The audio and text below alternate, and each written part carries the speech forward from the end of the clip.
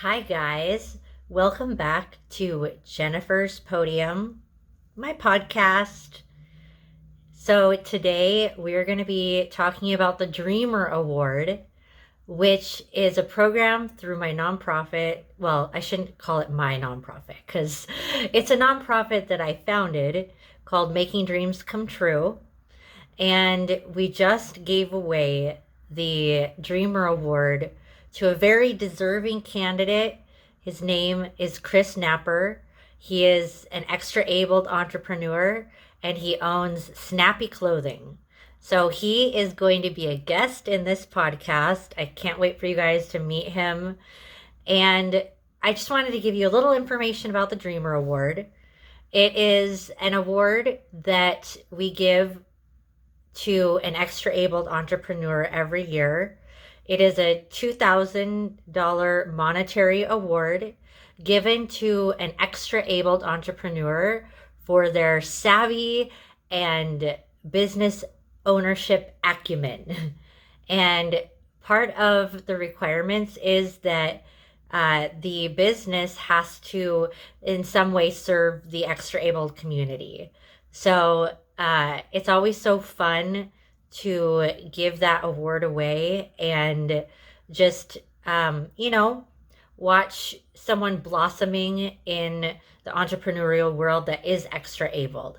So, if you want to learn more about making dreams come true, the website is in the link below.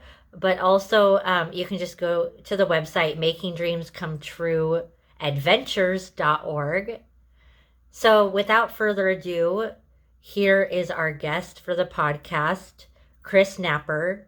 And also, I didn't realize that I wasn't really in frame for this podcast. So, anyway, if you're listening to this, you won't know. But if you're watching this on YouTube, you'll see that I just was not aware that my face was so close to the camera. But anyway, enjoy, and here is our guest without further ado.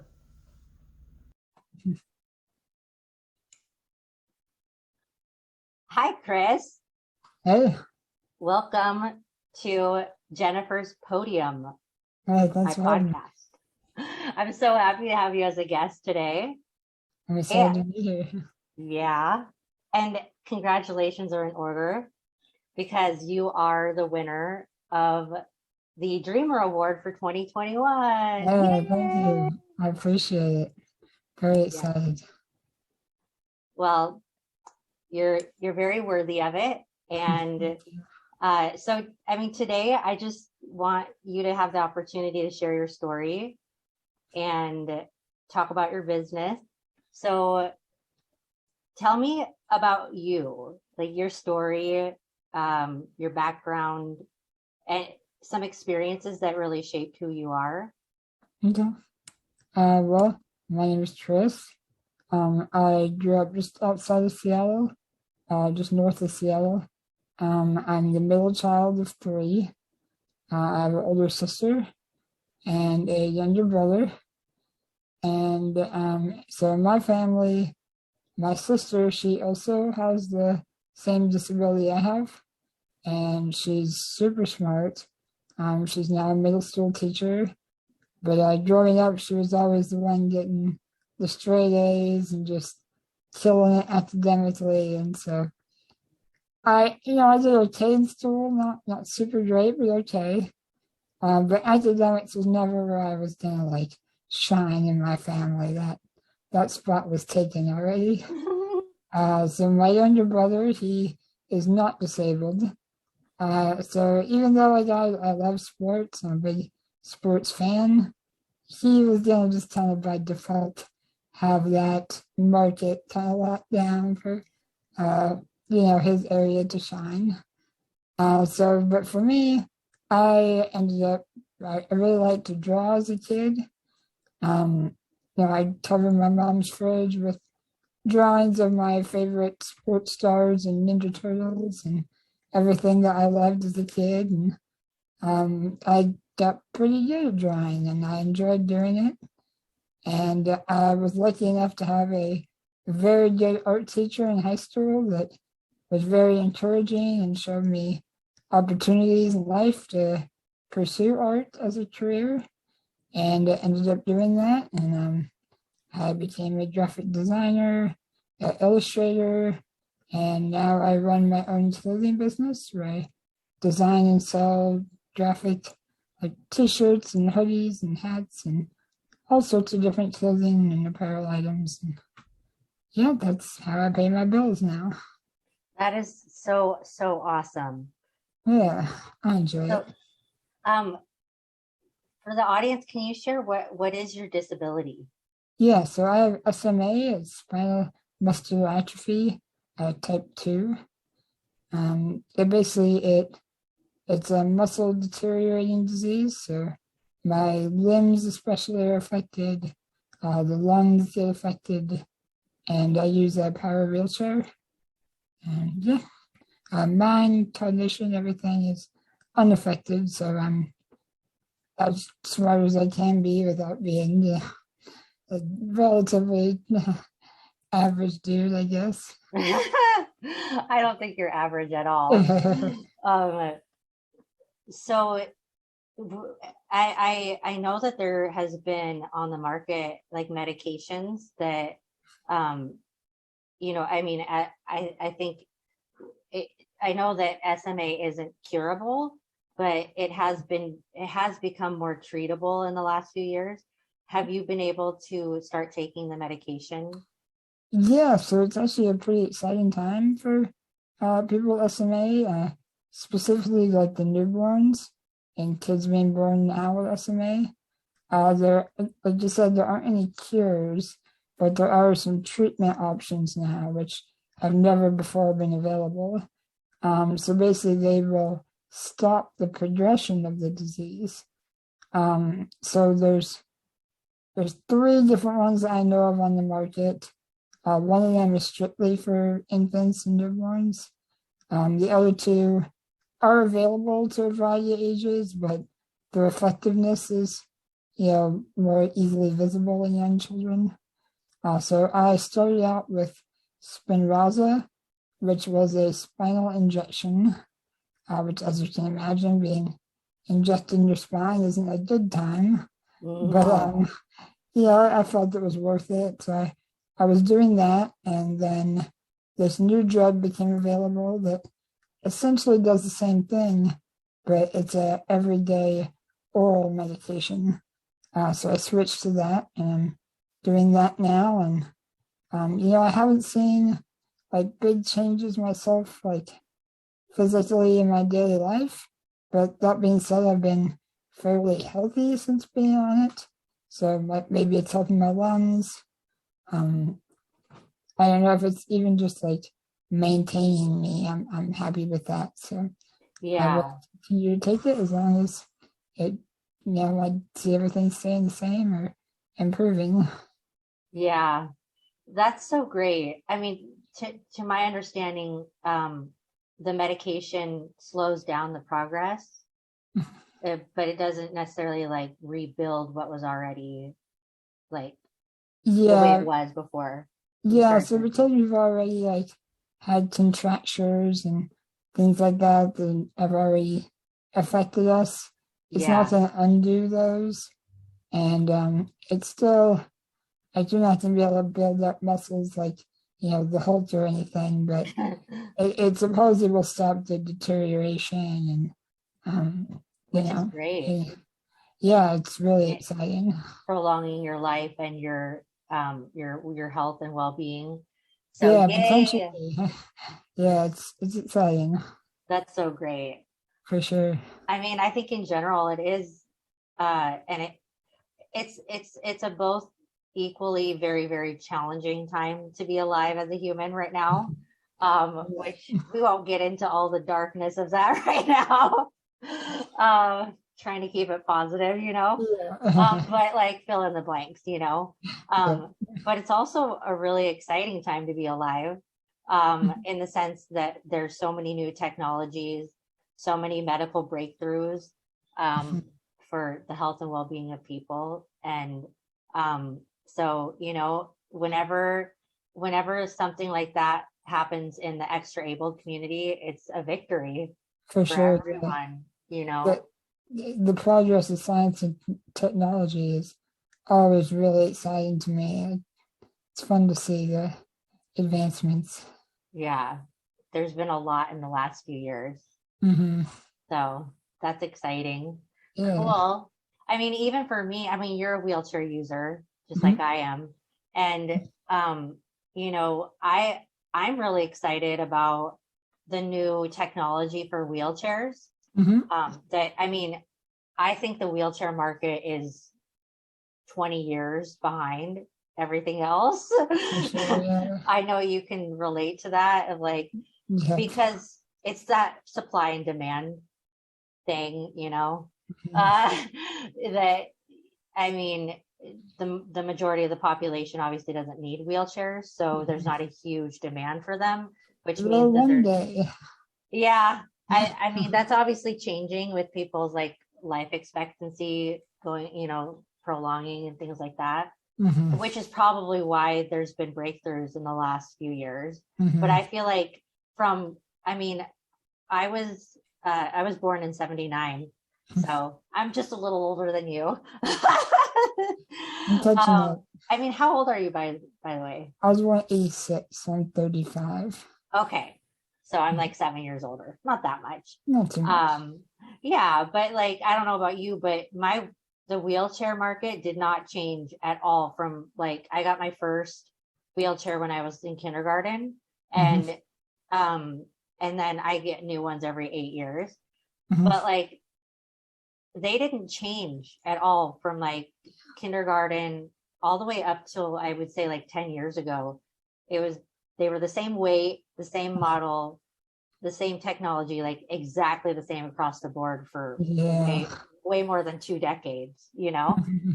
But I think that that was a supply and demand thing that there's not a lot of funding going into it. Insurance is a really huge challenge with it. So Hmm. it's kind of like, well, this works, so we're just going to keep going with it. But speaking of technological advances, in the last 10 years, I've noticed a huge change in wheelchairs, in the technology available. And even for me, like all my wheelchairs have been well over 300 pounds, Hmm. which does not make them easy to travel with Yeah. or go any place with. And now, recently, I just got a wheelchair that's only 50 pounds Oh, nice. and Oh. it's power, you know, it's still a power chair. Hmm. It fits in trunks and I can travel Nice. with it, take taxis, like, So it's collapsible. yeah. Nice. That's very So cool. that technology, I'm so thankful. It really like gave me more independence in my life. Yeah, that would definitely help with traveling. I know that's it's always a nightmare for us power chair users and Oh gosh. others with disabilities too, I'm sure. Well, speaking of like technological advances that haven't changed, it like flying as a disabled person, like Oh, I mean, we could do an entire podcast on just that. I'm sure, yeah, I'm sure. But the short of it is obviously that it's just it's not conducive to Hmm. disabled people, especially anyone that has um, medical equipment. You know, because they just throw it in with everything else and it gets ruined. And I can't tell you how many times my chair has come back with slashes in it, things missing, parts missing. Hmm. You never get them back. Yeah. It takes months to get a claim for it, you know. Hmm. But Well, yeah, yeah, I live up here near where Boeing is, and I talked to some people, and they say really like the biggest hurdle that we're gonna run into isn't even like getting a design or like safety things approved.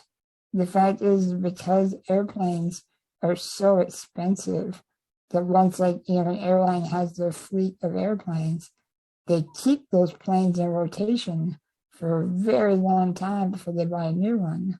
So even if like today there was a wheelchair accessible airplane designed, approved, and on the market, it could be decades before that plane is in rotation, you know. Oh, goodness. I It's never knew that.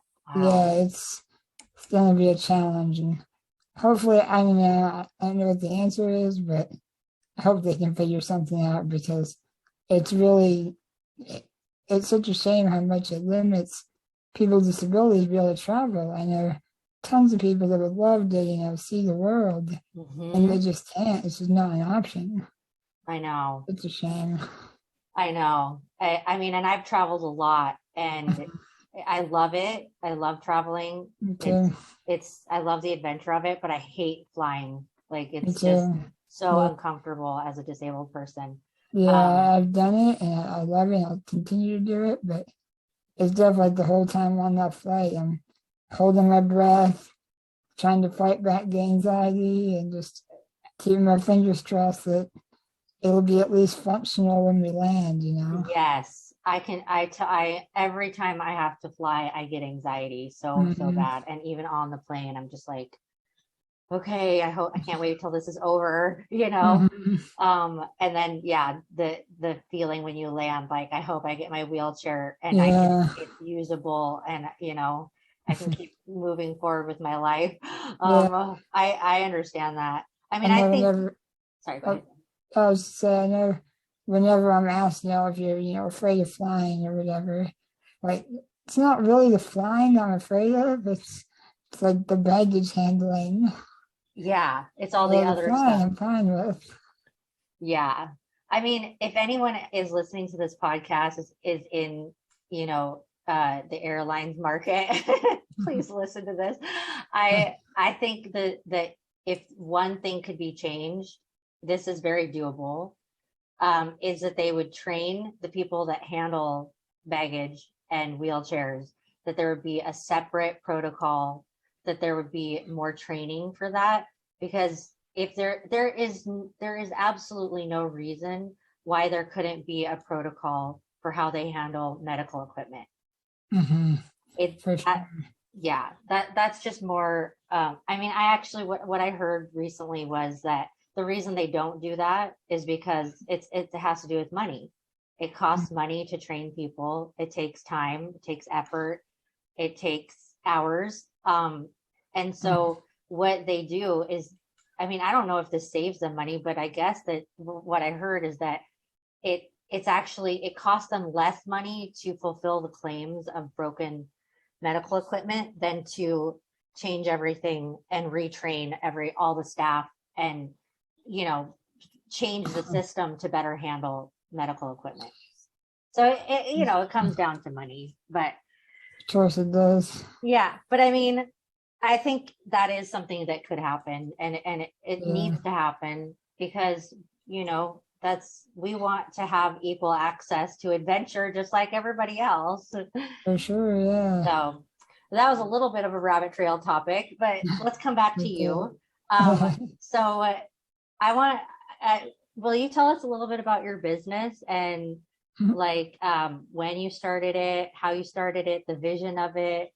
Mhm. Yeah. So, I started doing like freelance design work in high school. I still like networking on MySpace back when that was a thing. And Oh, yes. yeah, I would do like CD covers for DJs or flyers and things like that. And then, so I was going to college and taking design classes. And yeah, I did study in college, but like, I feel like I was really more self taught. I like design software and all that. For most stuff they taught me there, I'd already taught myself. And so I was going to Everett Community College, still freelance designing, taking design classes. And I was transferring up to Western. But at Western, I was going to go for my 4 year. I got into Western, but I was not accepted into the art department, where like they get tons of applicants and only accept very few. And so I was gonna reapply the next semester or whatever, just work in the meantime.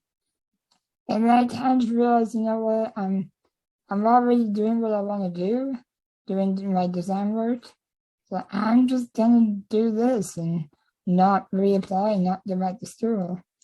And so that's what I've done. I know I built up a pretty good customer base and just repeat clients. And I haven't really had to promote my business since MySpace. So that's good. And yeah, so then, a lot of the business requests I got were for designs for shirts, like t-shirts or whatever to promote this or that, whether it's somebody's business or some event or whatever. And I don't know, for whatever reason, I just really liked doing those. It was fun to see like my artwork that people appreciated so much that they actually want to wear it. It just felt good to see that. And so me and a couple friends decided we were going to try to do like a startup like t-shirt company. Things we didn't really know what we were doing. Things kind of didn't pan out the way we hoped. But I learned a lot. I learned a lot about how the business works and the ins and outs and all that. And I later decided to give it another go. But this time I wanted to do it by myself.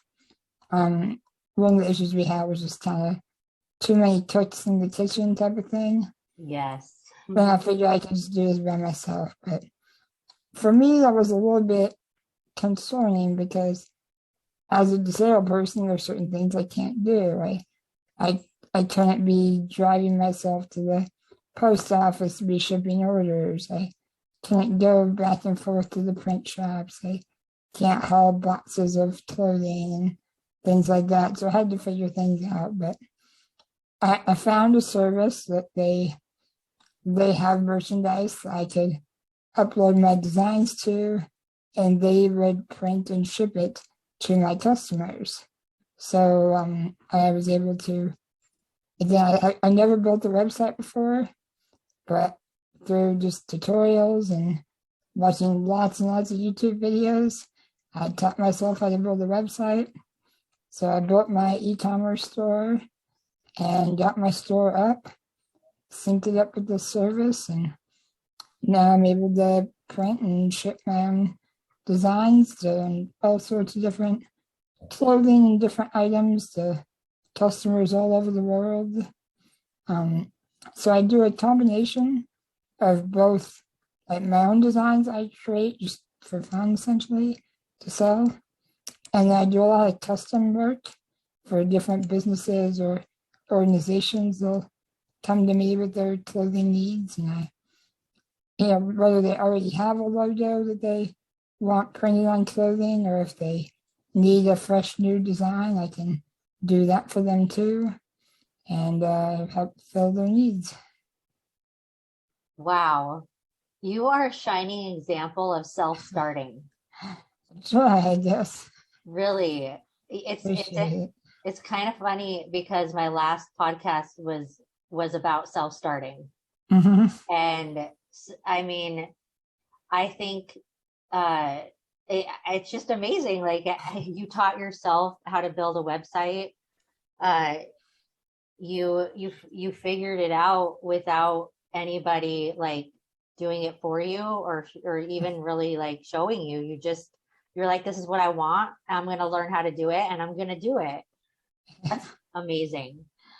It was a big learning curve, but I somehow got there. Yeah. I mean, and I think that is the blessing, I would say, in this time is it's the age of information. Mm-hmm. So for everyone listening to the podcast, like if you want to do something, the information is out there for you to do it. Oh yeah. Like it used to be that we would have to go, pay someone or go to school or whatever it was if we wanted to do a certain thing in our career. And now it's like you don't even it literally will cost you zero. You can go on to YouTube or Skillshare or whatever it is and learn how to do the skill that you want to do in your life. So sure. I still do that to this day. I still watch YouTube tutorials to learn new tricks and tips and this and that, just to help improve my own artwork. And That's so yeah, amazing. I love it. yeah. So for the listeners, what is your website? Snappyclothing.com. Awesome. Go Yeah, check my that last out, you name guys. is Napper, so Napper kind of gradually evolved into Snappy. That's clever. I love it. All right. Yeah. So go check out his website. Grab a t-shirt if you are inspired. Um, and so what would you say, um, like to date has been like your biggest challenge, running your business? Biggest challenge is probably just figuring out how to do everything by myself, like I was saying, without having to rely on other people to help with the business. When I was having other people involved, for them, maybe like they had other jobs and other priorities, and Mhm. not that their heart wasn't in it, but they also have other responsibilities, and so when your priorities don't align that way, it's hard when like you have to rely on them. So figuring out to be self uh, self efficient and um, do everything on my own was a big hurdle, but it's something I've managed to accomplish to this point.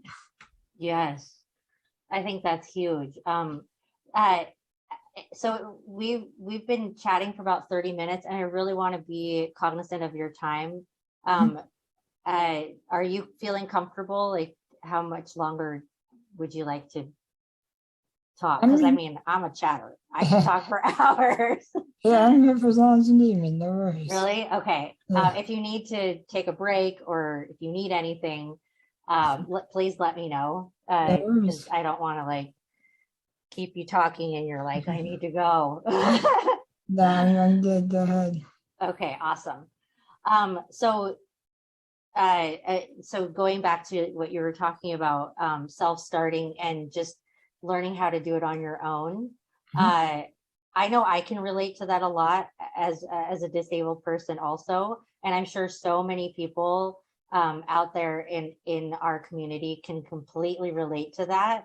Um, and I mean, I think something I have observed um, is I think it's also societal. Like there's been a huge shift because when I was younger, I never had any trouble trying to find people to help, Mhm. and like there was always like a sense of community and connection.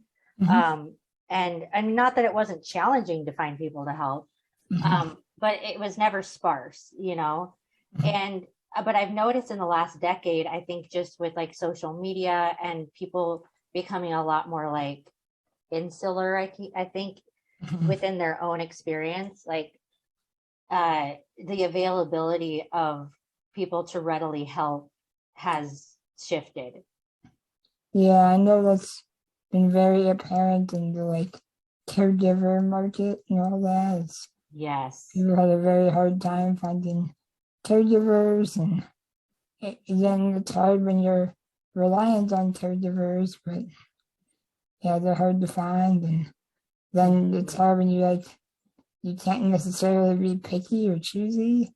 You just have to take whatever you can get, and especially with like COVID right now, that can mean having to have an unvaccinated caregiver, even if like that scares you to death. But somebody is still better than nobody. Yeah.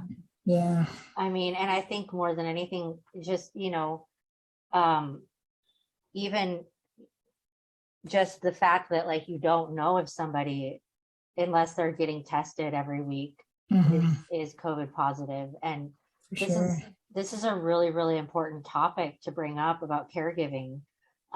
Because, I have a lot of like social media connections with other people in our community, and I see it all the time. Hmm. People posting that they, they're just sitting there waiting for a caregiver to come, Yeah. and they they aren't able to do anything until someone shows up. And it breaks my heart, because it's like, So, you know, I I know that there obviously has to be a solution for this. Um, and if I was a billionaire, which, I mean, I'm aspiring to be, okay? That's one of my goals in life. And not because I want to be rich for me, but because I want to be able to really help like all these issues with um like just flight. I mean, if I was a billionaire, I'd have my own, like, uh, I'd have my own airfare line or airline, and it would all be for people with disabilities. And I would have a caregiving company that like was out there just like making things happen, like rocking the game, you know. I want that. I want that for our community so badly, the because day it you breaks. get the airline, you let me know. I'll buy tickets. Yes. I mean, I mean this, it's part of the vision for my nonprofit, you know. I mean, obviously, like, um we're starting small here, but um it's part of what I want to happen through it, like to get lots and lots of funding. Like, I would love to be up there with like the Gates Foundation, you know, with the amount of funding that we could get, so that, I mean, I have a vision, like I want to start quality care, like housing Hmm. people, so that people can, with disabilities, can live independently. I want to create a caregiving company. I want to create an airline company, a wheelchair company. Like, there, I have all these dreams that I want to do for our community. Um, and I guess sometimes it's like a little overwhelming. Like, how do we get there? You know? But I mean, that's why I started this podcast. I'm hoping to get like the more people hear about it, the more people go and donate, and then we can do this together, you know? Absolutely. But yeah, I mean, back to the self-care, it's Mhm. like, if you're able to figure out how to do something on your own, it's so helpful and adaptive in our society right now. Because, like, we're talking about, it is challenging to find help. So, Mhm. yeah. And I hope it doesn't stay like that. Uh, you never know though. It may not be long before we have like caregiver robots. I would like that, to be honest. I'm in. I mean, the technology already exists. It's just not affordable to the common man. Yeah, it's true. I mean, obviously it'd be better to have humans helping humans. Um, but if you can't find humans to help, and you know, um, Humans it's can like be you gotta very adapt. the humans can be very unreliable too, but a Yep, robot is a little more dependable, maybe. exactly. Yeah. I mean, we've already got like dogs that help people, Hmm. but I you just know, got one. I know. It's just too bad that dogs, they can't help you get dressed or feed Hmm. you, or, if they could, they would, Oh yeah. they would. But yeah, I mean, I understand the challenge. I actually am very, very thankful that I am able to care for myself on my own, Hmm. but it took me years to figure it out, Hmm. like a good decade, about 15 years to figure out how to live completely independently. Hmm. And there are things that I have to let go of, like I don't always get my dishes 100% clean, because I clean them the best I can with the arm that I have. And, like, what I do though is I have someone come by once a month to help me with like deep cleaning, Hmm. just to get everything shiny and clean and then start Yeah. over again. But, Hmm. it's like, I know that I'm privileged to be able to care for myself, but there's a lot of people in our community that they just can't. And Yeah. um, you know, I think along with that topic too, another thing that I would love to see a breakthrough in is that a lot of people in our community feel like they need to stay home and live with their family for a long time. Um, and I think as just like all of us, we want to be free. We want to have our own place. We want to have our own lives. And I don't know, there something is obviously failing within our societal culture that like there's just a lot of privileges that in our community that we still don't have of independence and For sure. autonomy. Hmm. Autonomy is such a powerful thing. Like the more autonomous you feel, the more empowered you feel. I, I wish that for everyone that there would be more resources and opportunities for everyone that's disabled and extra abled to live on their own and have their own place and have their own life and living and friends and social, network and all that. For sure. So yeah, I want to see a breakthrough in that big time. Yeah, me too. Yeah. So okay, back to your business. Mhm.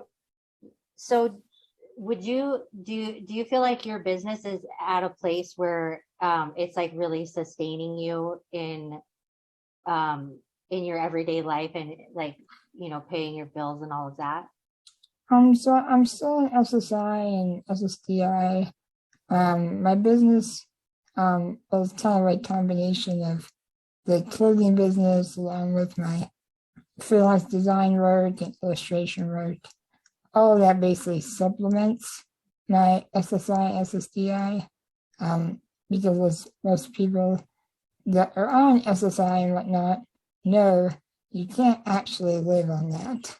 That's what Oh, people with disabilities are given to live on, but it's not enough to cover my rent or bills or mm-hmm. car insurance, and heaven forbid if I want to eat at McDonald's or something, Mm-hmm. it's not enough for anything. So, but this keeps me, not wealthy, but comfortable enough that all my bills are paid and I'm able to have a legit social life. That's really good. Yeah. Honestly, that's all we can. I mean, of course, we would all love to have every luxury that our heart desires, but like For that sure. is success. That is Yeah. like it is success to have a sustaining business that is providing what you need in life. Mhm. Even just like the basic uh being able to go places, go out to eat, buy clothes. Yeah, yeah. See a uh movie goes or yeah, like just those occasional little vacation. yeah, just to enjoy life, you Yeah, know exactly. and I think that that's wonderful. So uh to the listeners listening in who are in our community, what would you say, like, what advice would you give for somebody who is literally at the starting point of just having an idea for self-employment and starting their own business? Mhm. Um, like it's obviously very important that you enjoy that thing. Like I enjoy art, so I took what I like to do and tried to find ways to make money at it. I found multiple ways and I try to employ a variety of them. So hopefully you have passions and likes and dislikes. So if you can turn that into something that you can monetize, that's ideal. Um, Other than that, really perseverance is important. You're gonna run into roadblocks.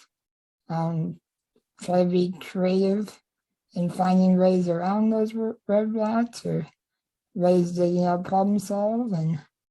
And usually where there's a will, there's a way. So um, Absolutely. yeah, yeah, and that's the best advice I could give. That's really good advice. It really is. Because, I mean, once you get started, if you want to keep going, you have to persevere. There's going to be challenges, there's going to be setbacks. I guarantee it. We guarantee it. um, but keep going, keep trying. um, because I think that is collectively, as a community, how we're going to have breakthrough is that we're all collectively persevering. We're all collectively trying to move forward in our endeavors and towards our dreams. Yeah, I mean, like I said, my first attempt with my couple of friends, it was ultimately a failure. But But you learned. yeah, I learned a lot and tried again and figured it out. So, like they say, failure is the best teacher or something like that. Yeah, absolutely. If you find yourself at the crossroads of failure, like grieve it, stay there for a second, but don't stay there. Mm-hmm. Like keep going. Don't quit. There's a saying that I've heard too that says, if you're tired, don't quit, just rest. Mm-hmm. Yeah. Like it's okay to take a break and rest. If you're feeling burnt out, you should. Mm-hmm. Like I think that's a huge topic for our community. I mean, for everyone really. Mm-hmm. Burnout, Yeah. don't push yourself to frazzled. But if Mm-hmm. you end up there, then take a step back and rest and keep going. Um, because ultimately that's how you end up achieving big things, or even it doesn't have to be big, like we were talking earlier, like even just having something that brings in some joy in your life and income, uh and well-being and pays your bills, like that is success, Mm-hmm. Absolutely. so yeah. Well, I feel like we've we've had a really, really good talk here, and I have so enjoyed having you on the podcast today. Oh, it's been my pleasure. Yeah, and yeah, so everybody listening, go check out Kris's website. What is it again? Snappyclothing.com. Snappyclothing.com. Yep. And we'll see you guys next time. Thanks a lot. Thanks for having me. You're so well. I mean, yeah, you're so welcome. I'm glad you were here. Thank you.